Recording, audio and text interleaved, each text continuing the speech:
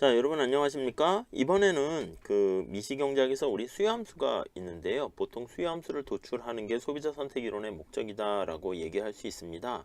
자, 그때 수요함수가 우리가 흔히 얘기하는 일반적인 수요함수가 있고요. 그리고 보통 수요함수라는 게 있죠. 그래서 이 시간에는 보통 수요함수랑 그리고 뭐 어떻게 보면 대체 효과만 나타낸 수요함수를 보상된 수요함수다 이렇게 얘기했죠. 수요 곡선이다 이렇게 얘기했는데 그거에 대한 설명을 좀 드리고자 합니다. 네, 별로 어려운 건 아니지만 뭐 그래도 약간 심학습에 해당하는 거니까 한번 잘 따라와 주셨으면 좋겠습니다.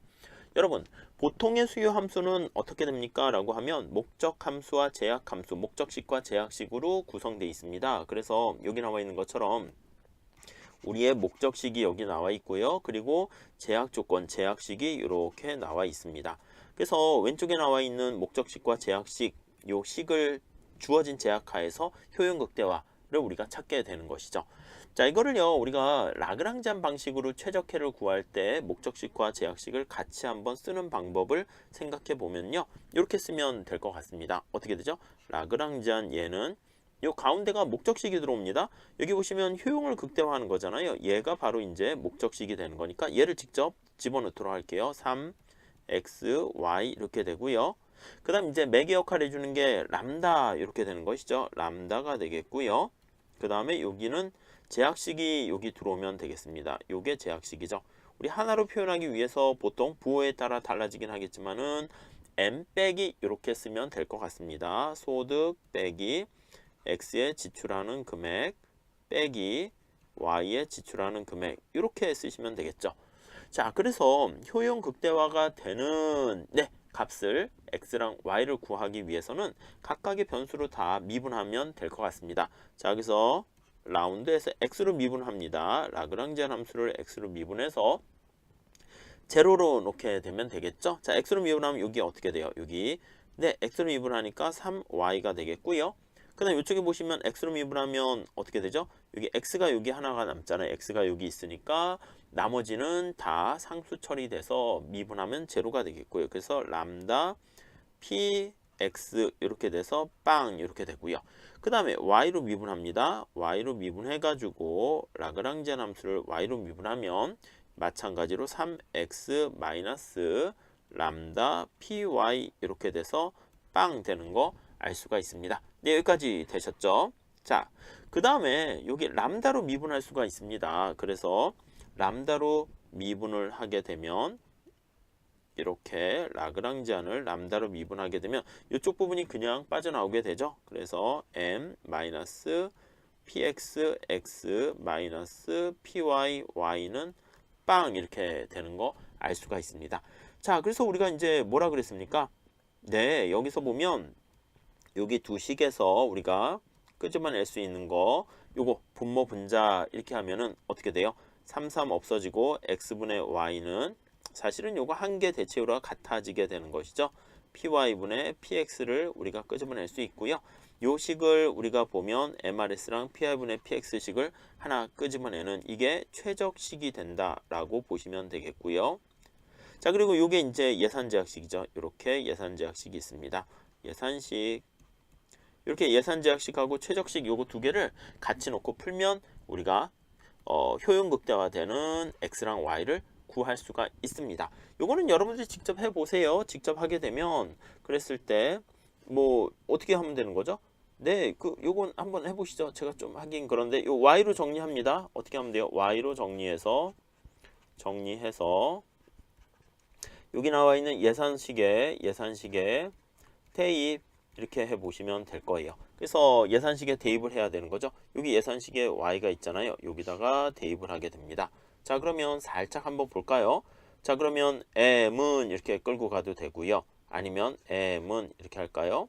그러면 익숙한 걸로 합시다. px x 더하기 py 이게 y인데 y에다 뭘 집어넣는다고? 이걸 집어넣으면 되겠네. 그래서 py분의 px가 되고요. 그 다음 x 이렇게 됩니다. 자, 그러면 경작의 특징은 이렇게 지워지는 것이 이제 또 재미예요. 그래서 여기 보시면 px랑 x가 있고 여기 px랑 x가 이렇게 있잖아요. 그렇죠? 그러니까 이 px라는 거 확인할 수가 있고요. 그 결과 효용 극대화되는 x점을 찾습니다 라고 하면은요, 저기 나와 있는 것처럼 2px분의 m 이렇게 되고요. 마찬가지입니다. y로 정리를 하시게 되면 2py분의 m 이렇게 되는 걸 알 수가 있습니다. x값을 여기 예산식에 대입하게 되면 y값을 또 우리가 구할 수가 있습니다. 자, 그럼 요거의 특징을 몇 개 한번 체크해 보도록 할까요? 첫 번째 한번 봅시다. 자, 수요의 법칙이 성립하죠? 네, 맞습니다. 수요의 법칙이 성립한다라는 것을 알 수가 있고요. 다음 두 번째 또 뭘 할 수 있죠? 네, 다른 상품의 가격 변화는 수요량에 아무런 영향이 없습니다. 여기 보시면 여기 X에 영향 미치는 것은 X의 가격과 그리고 소득이 영향을 미치잖아요. 그러니까 다른 재화의 가격은 영향을 안 미쳐요. 그래서 우리가 요거 이제 교차 탄력성이 빵이다 이렇게 생각을 하시면 될 것 같고요. 다음 세 번째 볼게요. 자, 소득이 증가하게 되면 모든 상품의 수요량은 다 증가합니다. 예, X랑 Y에 대한 소득 탄력성이 다 0보다 크다라는 것을 알 수가 있겠죠. 그래서 0보다 커요. 그래서 이걸 다시 쓰면 소득이 증가 시 X제랑 Y제 모두 증가한다라는 거 우리가 확인할 수가 있겠고요. 하나만 더 해볼까요? 네, 네 번째는 영차 동차성이 성립한다. 이렇게 보시면 될 것 같습니다. 영차 동차성이라는 것은 우리가 가격과 소득이 같이 증가했을 때, 네, 모든 가격과 소득이 동일하게 H배 증가하게 되면 수요량에 아무런 변화가 없다. 그걸 우리가 영차 동차성 이렇게 얘기를 합니다. 이제 살짝 정리를 한번 해드리도록 할까요? 네, 그래서요. 모든 가격과 그리고 소득이 동일하게 H배로 증가시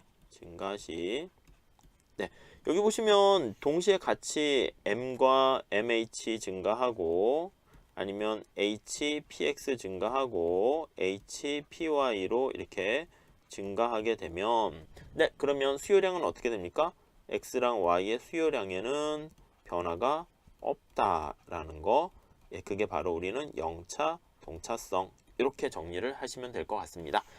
자, 요거를요 우리가 단조 증가 변환이라 해가지고 여기 나와 있죠.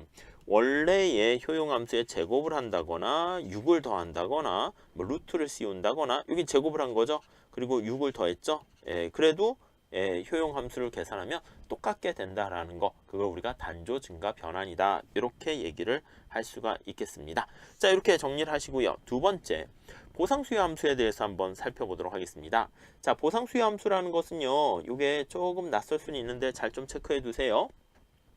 가격이 변화했음에도 불구하고요, 효용이 일정한 수준에서 유지된다라는 거, 그 전제 하에서 구한 효용함수를 우리가 수요함수를 보상수요함수다 이렇게 얘기를 하게 되는 것이고요. 실질소득이 일정하다라는 개념을 사용해 가지고요, 오히려 반대로 효용을 어떤 일정한 효용을 달성하기 위한 지출을 극소화하는 문제로 접근하게 됩니다. 그래서 우리가 이제 대체 효과만 이렇게 나타낸 수요 곡선 얘기하는데, 그럼 소득 효과를 제거했잖아요. 그러니까 우리가 다시 말씀드리겠는데, 동일한 효용을 달성하기 위해서 얼마나 소득을 덜어내야 되는가, 그래서 동일한 효용을 달성하기 위해서 최소의 지출 비용은 얼마인가, 그렇게 표현을 한 거예요. 이걸 이제 다른 말로 또 표현을 하게 되면 여기 나와 있는 것처럼 두 상품의 가격과 주어진 효용 수준의 함수로 표현할 수가 있습니다. 가격 변화를 소득의 변화로 보상해 준다라는 가정을 하고 있기 때문에 소득의 크기는 수시로 변하게 돼요. 그래서 소득은 더 이상 수요량의 결정 요인이 되지 못합니다. 네, 직접 우리가 보고 설명드리는 게 더 편할 것 같습니다. 자, 여기 보시면 목적식과 제약식이 이렇게 나와 있습니다. 자, 목적식이 뭡니까? 라고 하면 우리가 이제 돈을 쓰게 되잖아요. 지출을 극소화한다 이렇게 얘기합니다. 요거를 다른 말로 쓰면 지출을 극소화한다 이렇게 보시면 될 것 같고요. 자, 여기 보시면 제약 조건이 뭡니까? 라고 하면 주어진 효용이 있어요. 주어진 효용을 달성하기 위해서 지출을 극소화한다 이렇게 생각을 하시면 되겠습니다. 자, 우리가요 이렇게 살짝 한번 볼게요. 살짝 우리가 생각을 위해서요. 자, 여기가 원래 이제 X제가 되고 여기가 Y제가 되고요. 우리가 이제 보통 어떻게 얘기했습니까? 원래 예산선이 이런 식으로 있었다가 X의 가격이 하락했다라고 합시다. 가격이 이렇게 하락했어요.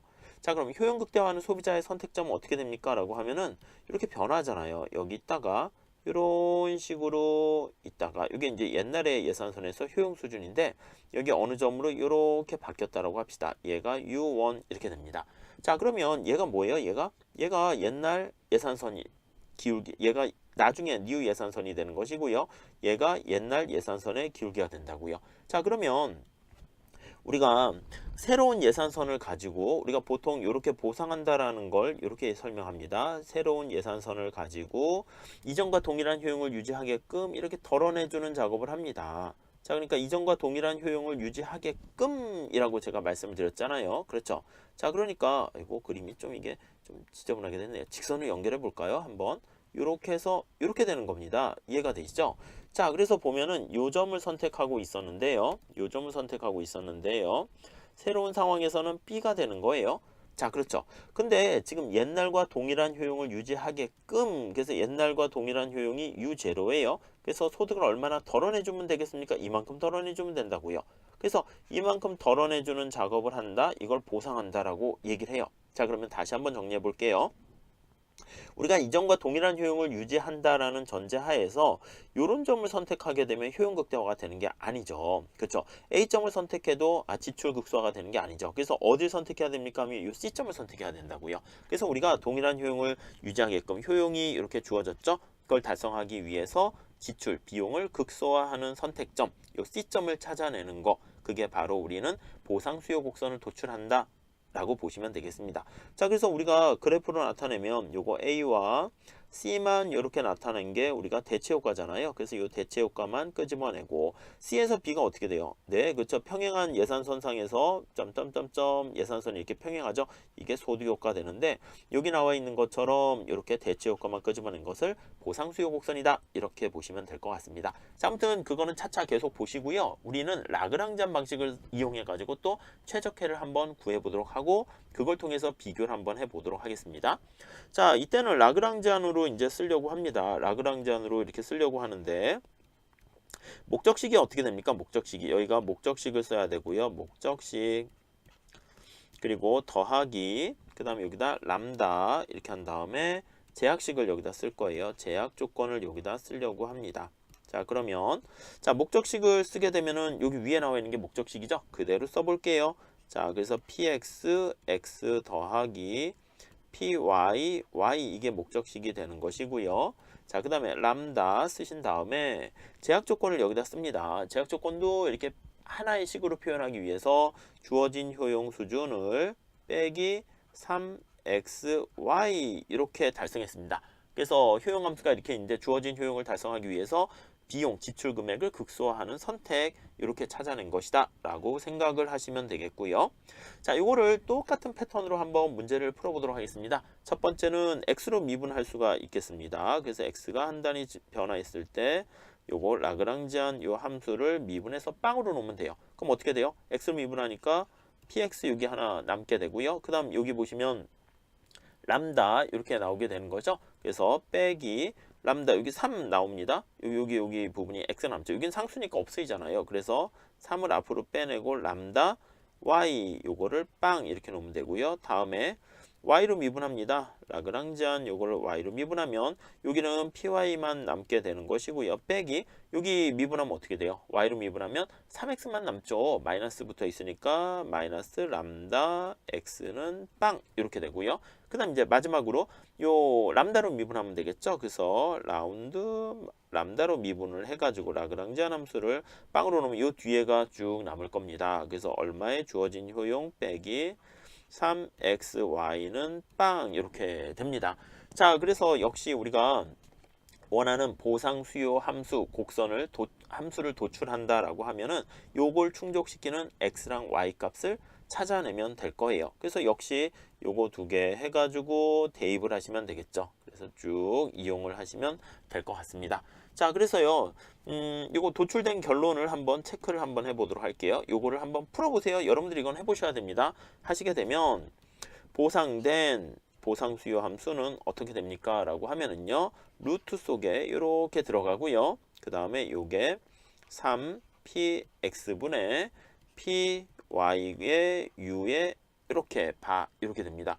y도 마찬가지입니다. y에 대한 보상 수요를 함수를 구하세요 라고 하면은요, 역시 마찬가지로 3py분의 그리고 pxu 이렇게 되는 것을 알 수가 있습니다. 그래서 요거에 대한 특징을 몇 개 체크해 보도록 하겠습니다. 첫 번째는 자, 요거는 px와 py에 대해서